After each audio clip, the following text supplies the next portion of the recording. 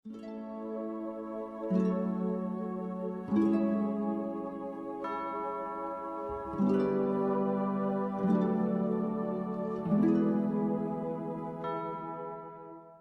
Ibu terkasih di dalam Tuhan, pagi hari ini kita merenungkan firman Tuhan di dalam tema mengampuni tanpa batas dan tanpa syarat, dan saya memberikan subtema membuang segala kebencian dan kepahitan.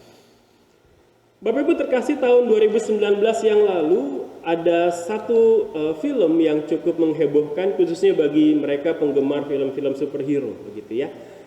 Di tahun itu ada diputar film tentang musuh bebuyutan dari Batman, yaitu Joker. Tetapi film Joker ini berbeda dari yang mungkin dibayangkan oleh banyak orang, karena mungkin di bayangan banyak orang kalau film yang berkaitan dengan superhero pasti ada actionnya, pasti ada gadget-gadget yang canggihnya, apalagi Batman begitu ya. Tetapi tidak demikian yang dimunculkan di film Joker ini.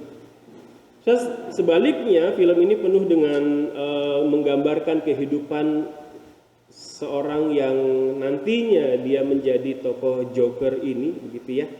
Dan dari keseluruhan film ini, saudara terkasih, diperlihatkan memberikan gambaran yang cukup jelas tentang kenapa menyimpan kebencian, menyimpan kepahitan itu adalah hal yang buruk.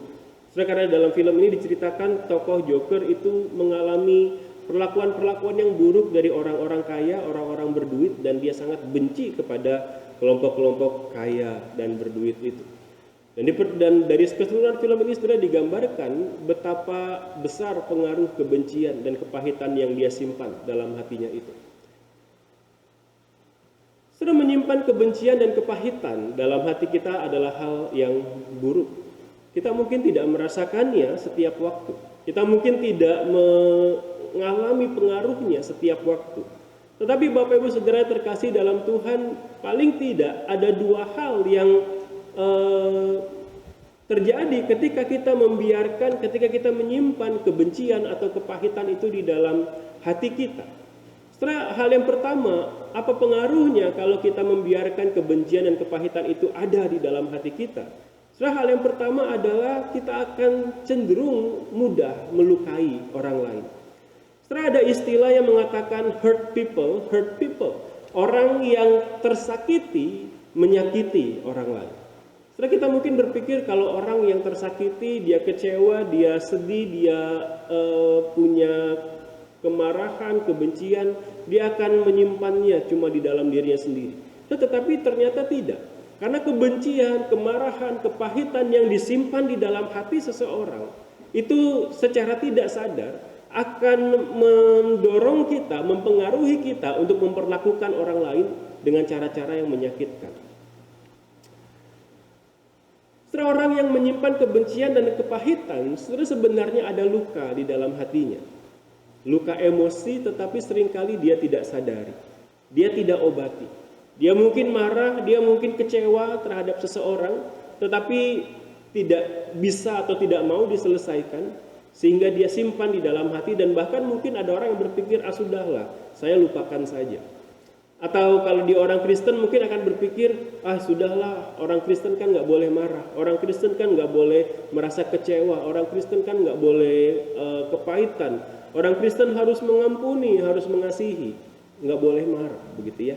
Ketika dia berpikir seperti itu dan membiarkan kemarahan, kebencian itu tidak terselesaikan, setelah akhirnya kemarahan dan kebencian itu disimpan dalam hatinya, dia pikir dia sudah melupakannya, dia pikir dia sudah tidak akan marah lagi, tetapi setelah luka itu tetap ada. Luka hati itu tetap tersimpan di dalam hati kita, dan suatu saat dia akan mempengaruhi bagaimana kita memperlakukan orang lain. Seorang yang terluka secara emosi cenderung akan mengungkapkan luka hatinya dengan cara melukai orang lain. Saudara mungkin pernah melihat atau mungkin pernah mengalami sendiri begitu ya, misalkan baru pulang dari pekerjaan, baru pulang dari kantor, tiba-tiba marah ke istri atau marah ke anak. Tetapi yang terjadi sebenarnya bukan karena ada kesalahan di istri atau di anak, tetapi karena di kantor dia ditekan oleh bosnya, di kantor dia mungkin dihianati oleh rekan kerjanya, Dia nggak bisa marah di sana, dia pulang ke rumah, dia marah ke pasangannya, dia marah ke anaknya. Lukanya terjadi di kantor, tetapi ketika dia sampai ke rumah, luka yang di kantor itu mempengaruhi perilakunya, mempengaruhi relasinya dengan keluarganya, dan dia melukai anggota keluarganya. Setelah hal-hal seperti itu terjadi, orang yang terluka melukai orang lain. Orang yang menyimpan kebencian dan kepahitan dalam hatinya, dia cenderung akan menimbulkan kebencian dalam hati orang lain lewat perilakunya. Tetapi bukan cuma kebencian dan kepahitan itu membuat seseorang melukai orang lain, tetapi kebencian dan kepahitan yang kita simpan itu juga merugikan diri kita sendiri. Setelah beberapa bagian kitab Amsal, mari kita coba membuka. Yang pertama dari Amsal 10 ayat 12. Amsal 10 ayat 12.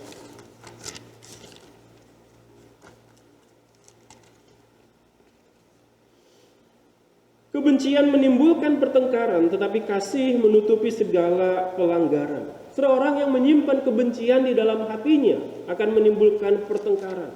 Orang yang menyimpan kemarahan, kepahitan dalam hatinya dimanapun dia berada, kehadirannya cenderung membawa pertengkaran. Amsal 14 ayat 29. Orang yang sabar besar pengertiannya, tetapi siapa cepat marah membesarkan kebodohan.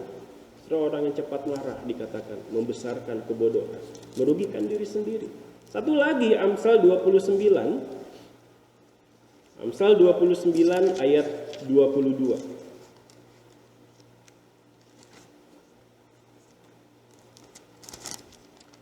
Amsal 29 ayat 22, si pemarah menimbulkan pertengkaran dan orang yang lekas gusar banyak pelanggarannya. Sekali lagi ditekankan, si pemarah, orang yang gampang marah, orang yang cepat marah, menimbulkan pertengkaran. Dan orang yang lekas gusar, orang yang mudah resah, orang yang lekas gusar dikatakan banyak pelanggarannya. Saudara, orang yang menyimpan kemarahan, orang yang menyimpan kebencian, orang yang menyimpan kepahitan dalam hatinya, saudara, merugikan bukan hanya orang lain, tetapi juga dirinya sendiri. Kebencian dan kepahitan yang kita simpan di dalam hati kita tidak akan pernah diam-diam saja di dalam hati kita. Jadi kita mungkin berpikir, udahlah aku udah lupakan kesalahannya, aku sudah melupakan perbuatannya yang menyakiti hatiku bertahun-tahun yang lalu. Kita mungkin bayangkan itu sudah kita simpan di dalam satu laci, kita kunci laci itu rapat-rapat dan udah selesai. Tetapi tidak. Kebencian dan kepahitan, kemarahan, sakit hati yang kita simpan dan tidak kita selesaikan, saudara, itu tidak akan pernah terkunci, tidak akan pernah diam terkunci rapat di dalam satu bagian hati kita. Tetapi saudara, itu akan menjadi seperti satu parasit yang pelan-pelan menyebar, menjalar dan mengambil alih hati kita, mempengaruhi hidup kita dengan sedemikian rupa. Saudara, orang yang menyimpan kebencian, orang yang menyimpan kepahitan, orang yang menyimpan sakit hati dan tidak mau menyelesaikannya, saudara, dia akan merugikan bukan cuma orang lain, tetapi juga merugikan dirinya sendiri. Oleh karena itu, pagi hari ini mari kita melihat paling tidak dua hal dari bagian firman Tuhan pagi hari ini. Bagaimana supaya kita tidak dikuasai oleh kebencian dan kepahitan itu. Kita kembali melihat ke surat Efesus pasal yang keempat ini. Surat Efesus secara keseluruhan seperti surat-surat Paulus yang lain terbagi menjadi dua bagian besar. Bagian yang pertama bicara tentang bagaimana Paulus menjelaskan kepada jemaat di Efesus bahwa kamu sudah menerima kasih Allah, Allah sudah menyelamatkan kamu, Allah sudah menebus kamu, Allah sudah menjadikan kamu anak-anaknya yang kekasih. Dan bagian yang kedua, Paulus menjelaskan, kalau Allah sudah menyelamatkan kamu, kalau Allah sudah mengasihi kamu, maka sekarang hiduplah sebagai anak-anak Allah yang kekasih. Jangan lagi hidup seperti orang-orang yang tidak mengenal Allah. Dua bagian ini selalu ada di dalam setiap surat Paulus. Kamu sudah dikasihi Allah, maka sebagai orang yang sudah dikasihi Allah, kamu harus hidup seperti ini. Dalam setiap suratnya pasti seperti itu. Dan di dalam surat Efesus, sekali lagi kita melihat hal ini. Dan bagian yang kita baca tadi Efesus 4 ayat 31 dan 32 masuk ke bagian yang kedua. Paulus sudah menjelaskan, kamu sudah diselamatkan, kamu sudah dikasihi Allah, kamu sudah menjadi anak-anak Allah yang kekasih, maka sekarang hiduplah secara berbeda. Hiduplah sebagai orang-orang yang mengasihi Allah, mengasihi saudara-saudara seiman, mengasihi orang-orang di sekitarmu sebagai anak-anak Allah yang kekasih. Paulus memulai surat ini dengan menjelaskan bahwa pemulihan relasi antara Allah dan kamu sudah terjadi. Maka kalau hubunganmu dan Allah sudah dipulihkan, hubunganmu dengan sesama juga harus mengalami pemulihan itu. Hubunganmu dengan sesama harus juga dipengaruhi oleh pemulihan hubungan kamu dengan Allah itu. Sedang di dalam bagian yang kedua ini, Paulus memasukkan ayat 31 dan 32 yang tadi. Segala kepahitan, kegeraman, kemarahan, pertikaian, dan fitnah hendaklah dibuang dari antara kamu. Demikian pula segala kejahatan. Tetapi hendaklah kamu ramah seorang terhadap yang lain, penuh kasih mesra dan saling mengampuni, sebagaimana Allah di dalam Kristus telah mengasihi kamu. Dari dua ayat ini kita akan melihat dua hal. Bagaimana kita bisa membuang kebencian dan kepahitan itu. Hal yang pertama, untuk kita bisa membuang kebencian, kemarahan, kepahitan, untuk kita bisa menyelesaikan semua itu. Yang pertama, kita perlu menundukkan diri kita kepada pimpinan Roh Kudus. Kalau kita bicara tentang kemarahan, kebencian, sakit hati, kepahitan, secara umum orang akan melihat itu masalah kejiwaan, itu masalah emosi, itu masalah perilaku, itu masalah karakter, atau itu masalah yang terjadi dipengaruhi oleh masa lalu seseorang. Entah itu di masa kecilnya dia kurang kasih sayang, entah itu di masa kecilnya dia diasuh dengan cara-cara yang tidak baik, entah itu dia punya masalah dengan harga diri dan sebagainya. Sehingga ketika bicara tentang hal-hal ini, kemarahan, kebencian dan sebagainya, tidak sedikit orang Kristen, bahkan mungkin juga ada pengkhotbah ya kalau bicara tentang kemarahan, kebencian gitu ya, yang dibahas adalah hanya berhenti sampai pada masalah emosi, masalah karakter, masalah masa lalu kita. Tentu ada pengaruhnya. Masa lalu kita tentu ada pengaruhnya terhadap kemarahan yang kita simpan hari ini. Bagaimana kita diasuh tentu juga berpengaruh di dalam bagaimana kita hidup hari ini. Tetapi firman Tuhan yang kita baca memperlihatkan kepada kita bahwa masalah kemarahan, masalah kebencian, masalah sakit hati atau kepahitan, itu bukan sekedar masalah emosi. Itu bukan sekedar masalah karakter. Itu bukan sekedar masalah bagaimana kita diasuh di masa lalu. Mari kita melihat mulai dari ayat yang ke-1, Efesus 4 ayat 1. Sebab itu aku menasihatkan kamu, aku orang yang dipenjarakan karena Tuhan, supaya hidupmu sebagai orang-orang yang telah dipanggil berpadanan dengan panggilan itu. Ayat yang ke-17, sebab itu kukatakan dan kutegaskan ini kepadamu di dalam Tuhan, jangan hidup lagi sama seperti orang-orang yang tidak mengenal Allah, dengan pikirannya yang sia-sia. Saudara perhatikan di ayat yang ke-1 tadi Paulus menekankan sebagai orang-orang yang telah dipanggil, hidupmu haruslah berpadanan dengan panggilan itu. Ayat yang ke-17, kamu sudah di dalam Tuhan, maka jangan hidup lagi sama seperti orang-orang yang tidak mengenal Allah. Satu bagian lagi ayat 30. Dan janganlah kamu mendukakan Roh Kudus Allah yang telah memeteraikan kamu menjelang hari penyelamatan. Tema yang sama diulang oleh Paulus sebelum dia masuk ke ayat yang ke-31. Sebelum Paulus mengatakan buanglah segala kebencian, buanglah segala kepahitan, kemarahan dan seterusnya. Terlebih dahulu Paulus mengatakan kamu sudah mengenal Allah, kamu sudah diselamatkan Allah, jangan hidup lagi sama seperti orang yang belum mengenal Allah. Maka dari bagian ini kita melihat bahwa di mata Allah masalah kemarahan, masalah kepahitan, masalah kebencian sudah bukan sekedar masalah emosi, bukan sekedar masalah karakter, melainkan masalah spiritual. Masalah kepada siapa kita memberi diri kita dipimpin. Siapa yang menjadi pemimpin atas hidup kita? Apakah kita memberikan diri kita dipimpin dan dikuasai oleh emosi kita, oleh sakit hati kita, oleh masa lalu kita? Atau kita menundukkan diri kita di bawah pimpinan Roh Kudus seperti ayat 30 katakan. Kita menundukkan diri kita di bawah pimpinan Roh Kudus apapun emosi, perasaan yang kita rasakan pada waktu itu. Setelah kemarahan, kebencian, kepahitan, sakit hati, apapun itu bukan sekedar masalah emosi, tetapi masalah siapa yang menjadi pemimpin atas hidup kita. Bapak Ibu, saya rasa tidak ada orang yang menyukai sampah, gitu ya, kecuali mereka yang bergulat di dalam usaha penanganan sampah, begitu itu menguntungkan bagi mereka. Tetapi umumnya orang tidak menyukai berurusan dengan sampah. Kalau ngurus sampah di pastori kami, begitu ya, itu cukup melelahkan. Kenapa? Karena harus dari lantai 3 turun ke bawah, begitu ya, bawa 2 kantong besar berisi sampah yang kadang udah bau begitu. Itu salah satu penderitaan tersendiri, saudara ya, bawa kantong sampah dari atas turun, harus buka beberapa pintu untuk sampai bak sampah yang di depan situ. Itu tidak menyenangkan tugas itu.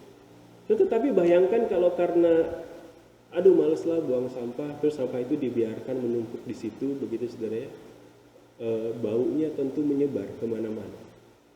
Dan beberapa kali baunya udah sangat menjijikkan, sampai Bu Helena juga susah masak begitu ya, karena udah bau banget. Dia cepat-cepat panggil saya, tolong buang sampah. Sebenarnya nggak ada orang yang suka dengan sampah, nggak ada orang yang suka mencium bau sampah, nggak ada orang yang suka membiarkan ada sampah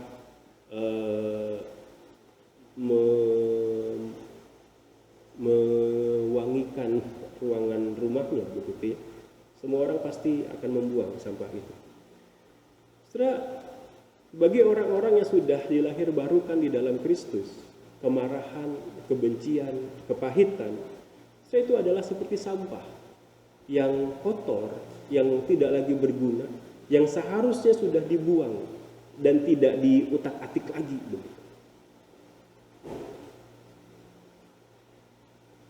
Dan sebagaimana itu adalah sampah, maka kita tidak perlu menyimpan kemarahan itu. Kita tidak perlu menyimpan kebencian itu. Buanglah semua. Saudara mungkin berpikir, untunglah saya bukan orang pemarah. Untunglah saya bukan orang yang penendam. Untunglah saya bukan orang yang menyimpan kesalahan orang lain. Tetapi hati-hati, karena marah, benci, pahit tidak selalu dinyatakan dengan memukul orang itu atau marah-marahin orang itu. Marah, benci, atau pahit tidak selalu dinyatakan dengan muka galak kepada orang itu. Tidak. Nah, kita bisa membenci seseorang dalam hati, tetapi tidak melakukan semua itu. Misalnya ketika kita sudah disakiti oleh seseorang, lalu kita tidak lagi mau menghubungi dia, kita tidak lagi mau ketemu dia, lihat mukanya pun kita udah males, saudara ya. Dan ketika itu terjadi, kita sedang dikuasai, kita sedang dipengaruhi oleh kemarahan, sakit hati kita, kebencian kita. Ketika mungkin ada anggota keluargamu yang menipumu, ketika ada anggota keluargamu yang melukaimu, lalu saudara, udahlah gue gak mau ketemu lagi sama dia. Sebelum dia minta maaf, sebelum dia sadar kesalahannya, saya tidak mau mengampuni dia, saya tidak mau ketemu mukanya. Setelah kita pada waktu itu terjadi, kita sedang membiarkan kemarahan, kebencian menguasai hati kita. Ketika itu terjadi, kita sedang membiarkan sampah yang udah kita buang itu tadi. Kita korek-korek lagi, kita cium lagi baunya, kita biarkan sampah-sampah itu masuk ke dalam kehidupan kita. Padahal tidak demikianlah yang seharusnya terjadi. Inilah pesan Paulus, saudara. Buang segala kepahitan, buang segala kegeraman, buang segala kemarahan, pertikaian, fitnah, dan segala kejahatan. Bukan sekedar karena semua itu merugikan orang lain dan diri kita sendiri. Tetapi yang Paulus tekankan adalah buang semua kemarahan, kepahitan, kebencianmu. Karena ketika kita membiarkan semua itu, kita sedang membuka diri untuk dikuasai lagi oleh semua sampah itu. Dan tidak membiarkan Roh Kudus menguasai diri kita. Oleh karena itu jangan menyimpan kebencian dan kepahitan, melainkan berilah dirimu selalu dipimpin oleh Roh Kudus Tuhan. Inilah hal yang pertama, bagaimana supaya kita bisa membuang segala kepahitan, kemarahan dan kebencian itu. Tundukkan dirimu pada pimpinan Roh Kudus. Sebagai orang-orang yang telah dikasihi Allah, sebagai orang-orang yang telah diselamatkan Allah. Berikan dirimu dipimpin oleh Roh Kudus, bukan dipimpin oleh emosi atau perasaan kita. Hal yang kedua, bagaimana supaya kita bisa keluar dari kebencian dan kemarahan, lalu mengampuni, memberikan pengampunan yang tanpa batas itu. Hal yang kedua yang perlu kita lakukan adalah kita perlu hidup dalam pengampunan yang sejati. Kalau ada pengampunan yang sejati, maka ada pengampunan yang keliru. Dan seringkali tanpa sadar kita dipengaruhi oleh konsep-konsep pengampunan yang keliru ini. Paling tidak ada 3 hal yang umumnya orang pahami tentang apa itu pengampunan. Beberapa konsep pengampunan yang keliru. Yang pertama, ampuni dan lupakan, forgive and forget. Ampuni dan lupakan ini berpikir di dalam pengertiannya, orang yang berpikir kalau sudah mengampuni, ya kamu harus lupakan kejahatannya. Kalau kita sudah mengampuni kesalahan seorang, kita jangan lagi mengingat-ingat kesalahannya. Begitu. Dan yang terjadi berikutnya adalah kita berusaha untuk melupakan kejahatan orang itu. Kita berusaha untuk membuang kesalahan orang itu jauh-jauh dari pikiran kita. Tetapi makin kita berusaha melupakannya, makin kita berusaha membuang kejadian itu dari kepala kita, makin kita ingat, makin kita sakit hati, makin kita marah, makin kita dikuasai oleh kebencian. Dan memang kita tidak mungkin bisa melupakan kesalahan dan kejahatan orang lain. Yang kita lakukan mungkin kita cuma menyimpan itu di dalam alam bawah sadar kita. Tapi kita tidak benar-benar lupa. Hal yang kedua, konsep pengampunan yang keliru. Ampuni kalau orang itu udah minta maaf. Orang yang memegang konsep pengampunan begini, kesulitannya adalah kalau orang itu nggak juga minta maaf, maka kita nggak ampuni. Aku baru mau baikan sama dia kalau dia sudah sadar kejahatannya. Kalau dia sudah tahu betapa dia menyakiti diriku dulu. Lalu dia sujud-sujud minta maaf sama aku, mohon-mohon, baru aku mau ampuni dia. Hari pertama dia nggak sadar, hari kedua dia nggak sadar. Saudara mulai nggak sapa dia, saudara mulai nggak mau lihat dia, ketemu dia buang muka. Saudara mau bikin supaya orang ini sadar gitu.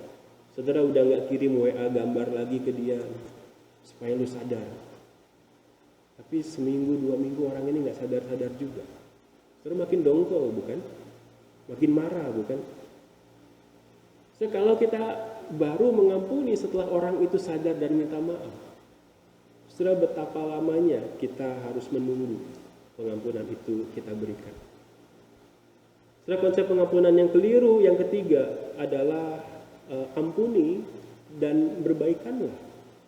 Saya pakai gambaran kalau udah mengampuni, ya udah main bola bareng lagi begitu. Kalau udah ampuni, ayo udah main layangan bareng lagi begitu. Jangan musuhan gitu, baikan. Tetapi seringkali hal ini juga tidak terjadi demikian. Ada orang yang sudah mengampuni kesalahan orang lain, tetapi untuk hubungannya bisa balik lagi kayak dulu, susah.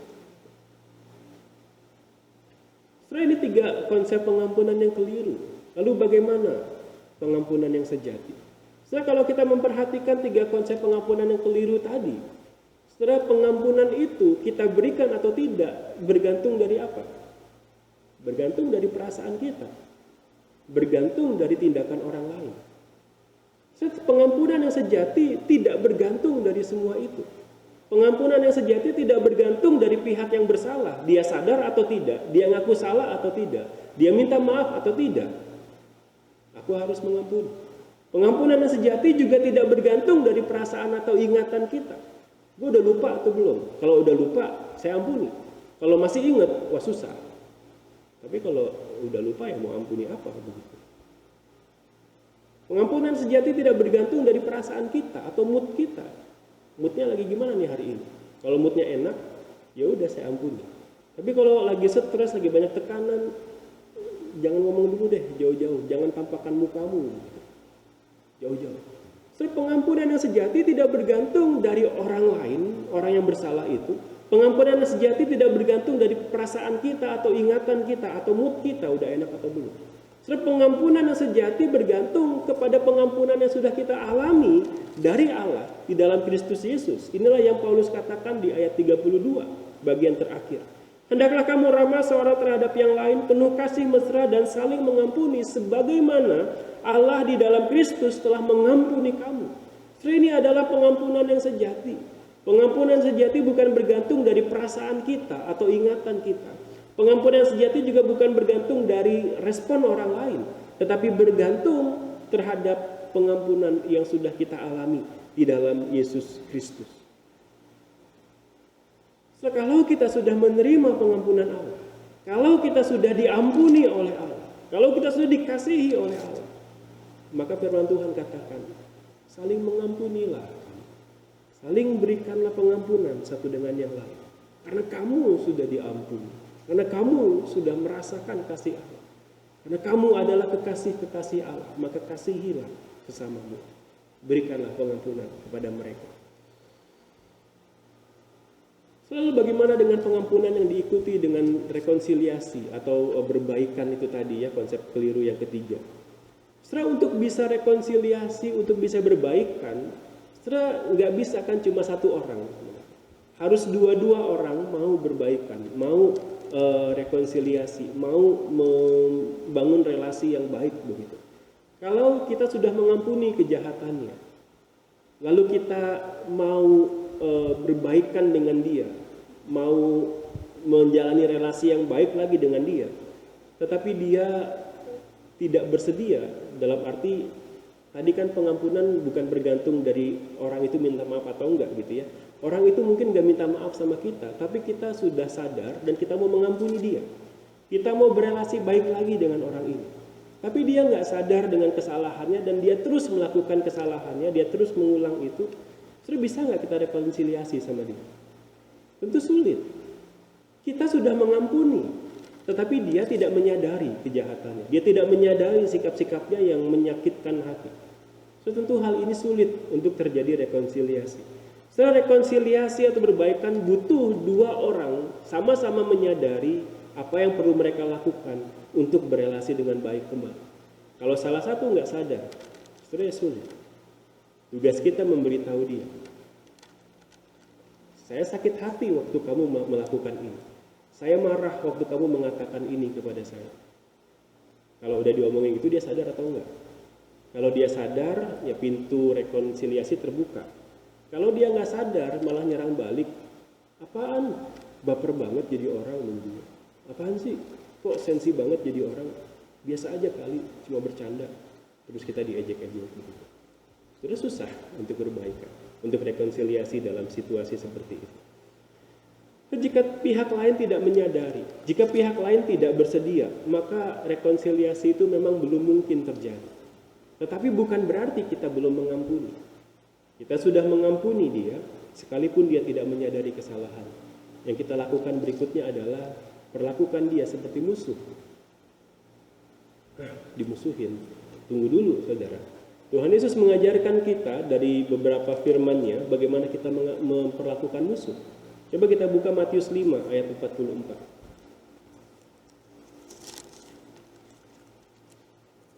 Matius 5 ayat 44, mari kita baca bersama-sama. Matius 5 ayat 44. Mari kita baca bersama-sama satu ayat ini. 1, 2, 3.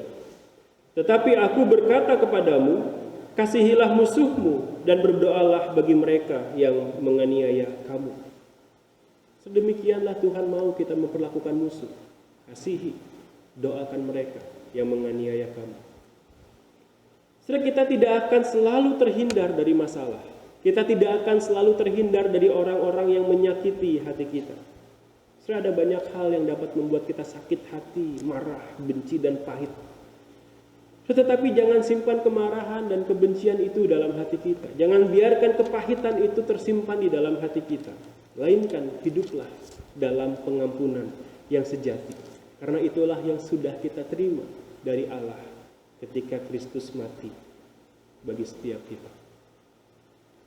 Setelah inilah hal yang kedua, bagaimana kita bisa memberikan pengampunan yang tanpa batas itu, pengampunan yang sejati itu. Alami, sadari pengampunan yang sudah terlebih dahulu kita terima dari Kristus.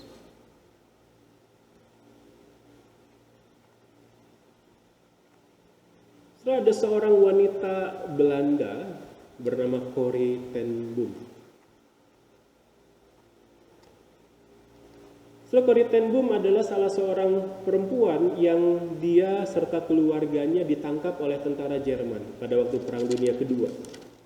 Mereka bukan orang Yahudi, tetapi mereka menyembunyikan orang-orang Yahudi yang dikejar-kejar dan ditangkapi oleh tentara Jerman di masa Perang Dunia Kedua itu.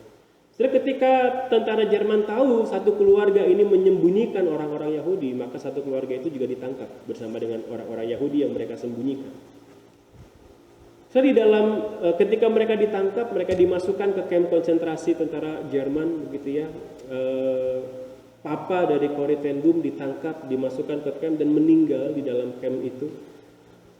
Corrie ten Boom bersama adiknya Betsy dimasukkan ke satu kamp dan pada akhirnya adiknya pun harus meninggal di dalam kamp itu. Tinggal Corrie ten Boom sendiri. Dan dia menjalani masa-masa penahanan yang begitu berat, begitu penuh dengan penderitaan, sangat menyakitkan bukan cuma fisik, tapi juga mental. Tidak jarang dia dan wanita-wanita lainnya disuruh untuk berjalan tanpa busana di dalam kamp itu. Begitu sadisnya mereka diperlakukan, begitu rendahnya mereka diperlakukan di sana. Tetapi pada akhirnya sekitar 2 atau 3 tahun kemudian Corrie ten Boom dibebaskan dengan alasan ada kesalahan administrasi sehingga dia dilepaskan. Tetapi keluarganya sudah meninggal dan dia sudah mengalami pelecehan-pelecehan yang sebegitu rupa ketika dia ada di kamp penahanan itu. Corrie ten Boom adalah seorang Kristen yang taat dan dia menjadi seorang pembicara. Pada tahun 1947 dia memberikan kesaksian di sebuah gereja tentang pengalamannya, juga di sana dia berbicara tentang pengampunan. Tanpa dia sadari, di salah satu jemaat yang hadir dalam khotbahnya itu, ada salah seorang yang dulu adalah penjaga di kamp konsentrasi tempat Corrie ten Boom ditahan bersama adiknya.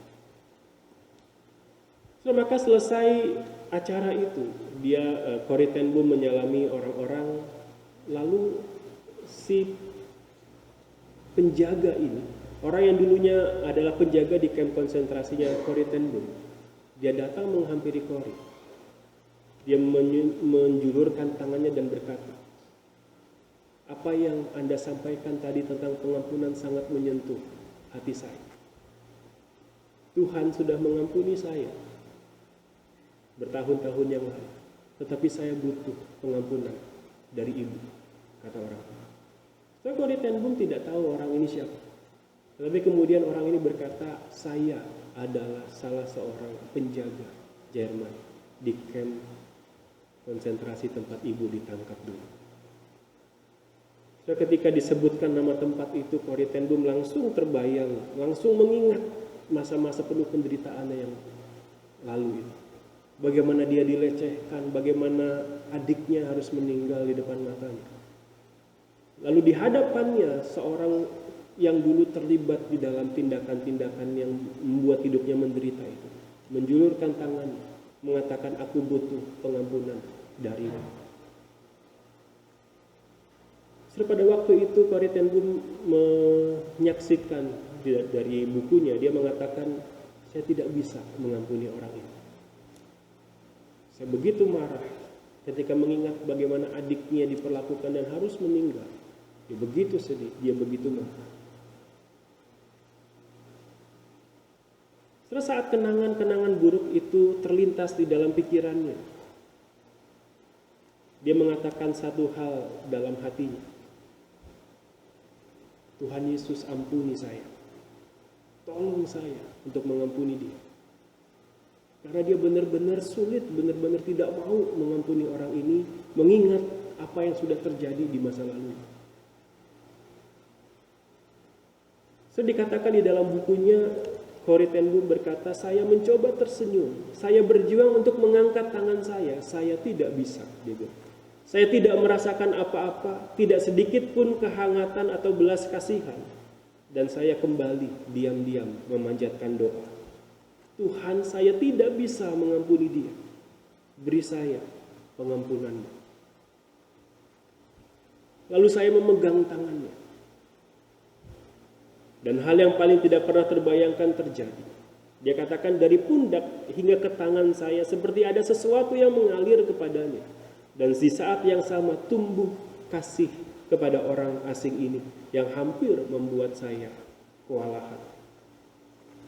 Dia katakan dia menemukan bukan pengampunan kita lagi atau karena kebaikan kita maka terjadi pemulihan. Sebaliknya, hanya karena Kristus yang bekerja. Hanya karena Kristus yang memimpin dirinya. Hanya karena Kristus yang telah menyelamatkan dirinya. Hanya karena Kristus yang telah terlebih dahulu mengasihi dirinya dan juga orang itu, maka pemulihan relasi itu bisa terjadi. Saudara, memberikan pengampunan dan membuang segala kemarahan, kebencian, kepahitan tidak pernah mudah. Rasa sakit hati, rasa kemarahan, kebencian yang kita alami terkadang tidak mudah untuk kita buang. Tetapi itu perlu. Membuang segala kepahitan, membuang segala kebencian. Tidak mudah, tetapi itu perlu untuk kita lakukan. Itu perlu bukan sekedar supaya kita tidak menyakiti orang lain.